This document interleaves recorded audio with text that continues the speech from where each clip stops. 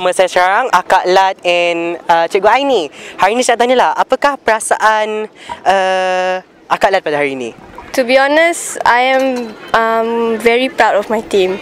We hold the game so good, we play good, but maybe bukan rezeki. Not now, maybe next game or whatever, but I am very super duper proud of my team. Like we did so good from before, I know, right? So I'm just super proud and happy, but kind of sad lah, to be honest.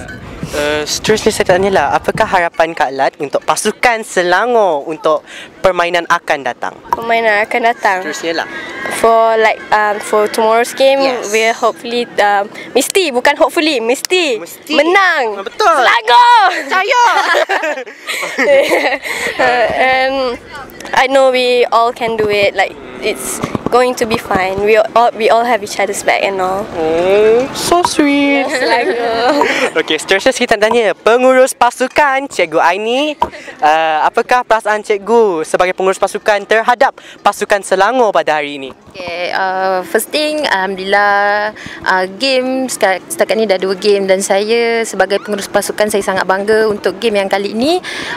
Pemain memang dah buat sehabis baik. Kan, kita memang sehabis baik, kita dah usaha, kita memang dah doa, usaha, tawakal. Tapi kalau bukan rezeki lah. Tapi saya yakin untuk next game kita akan buat yang lebih terbaik lagi daripada yang sekarang. Terima kasih. Terima kasih. Bersama saya sekarang Tuan Kamil, penyokong pasukan Negeri Selangor. Pada hari ini saya tanyalah beberapa soalan kepada Tuan. Apakah perasaan Tuan pada hari ini? Teruja lah kerana kali ini punya kejohanan berlangsung di Sarawak. Semua negeri ke Sarawak dan saya pun pertama kali ke Miri untuk menyokong negeri kesayangan saya, Negeri Selangor. Nak tanya pula lah, apakah harapan Tuan Kamil untuk pasukan Selangor?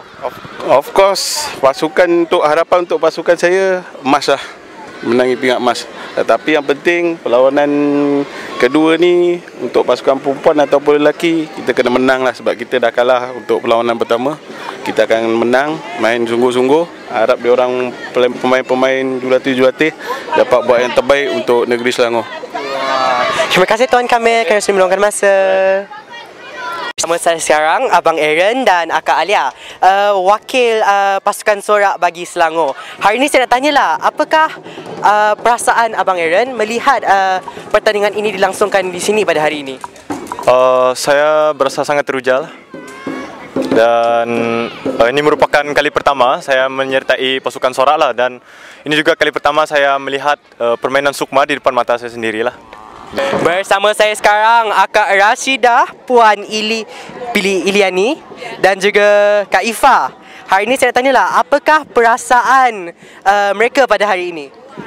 Perasaan saya pada hari ini agak gementar dan amat seronok, happy gila sebab kita orang baru lepas menang game dengan Selangor.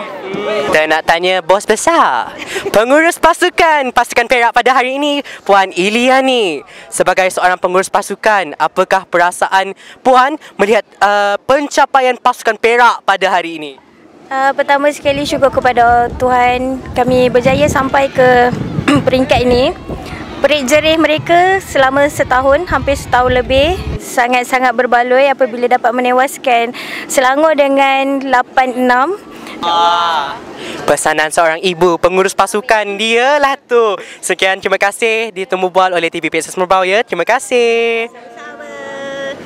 Antara cabaran saya ialah dari segi pelajaran. Saya budak sekolah yang berumur 15 tahun.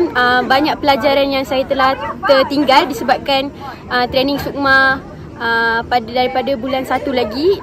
Itulah antara cabaran kami.